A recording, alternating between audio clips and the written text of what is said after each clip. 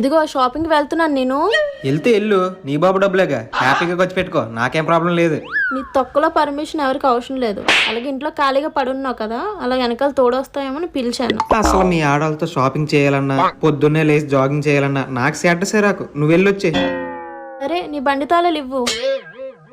నీకు డ్రైవింగ్ కూడా వచ్చా? చిన్నప్పుడు టైరాట బల్లే గాడిదాన్ని, అయినా నీకేం తెలుసు. టైరాట? అందుకే మిమ్మల్ని డాడ్ లిటిల్ ప్రిన్సెస్ అంటారు. ఇదిగో సాగు. సరే బాయ్.